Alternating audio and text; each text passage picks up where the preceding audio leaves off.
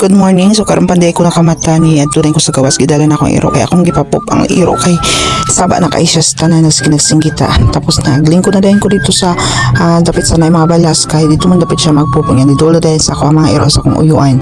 Katong labaw na tong iro nga nagsipak-pak sa sanina nga nakadaot sa kutsarina ni duol gid siya kay iya na po kong lambing-lambingon. Actually ngun ana gyud sila pag mo gawas gid ko ilagi kong galambingon og dagan pagka naslaw usahay. Man og pop sa iro naguli na dayon na dayon manok dayon garang diyan tiinit gihato diyan sa balay kay birthday man sa akong mama. So cereal po iya po dayon gigulgul na dayon ang liog tapos gipadugan si mama gibutang agtang kamot ug ang tiil.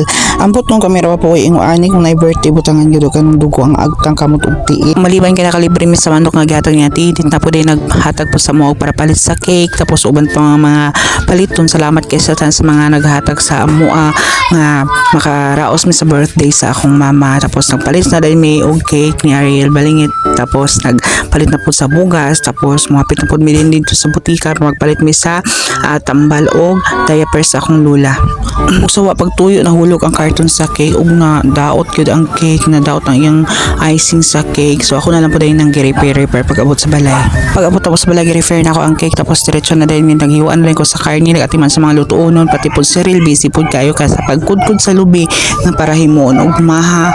Tapos kami tanan natin tinambagan gid mi sa mga trabaho na mga pag-umangko nagluto. Ang nahago og na-stress ko na akong pamilya tiring dapita kay murag aboy-ubay para pagid ni atong isi-slice na atong mga karne o mga gulay. Di alam na magsingot-singot kini atong mga singit tiring dapita. Pero okay ra basta na alam pero may papabasa-basa sa akong bugan o magpa-heart sa akong mata. Busy po dai siya og hiwa sa mga isda para hilawon niya.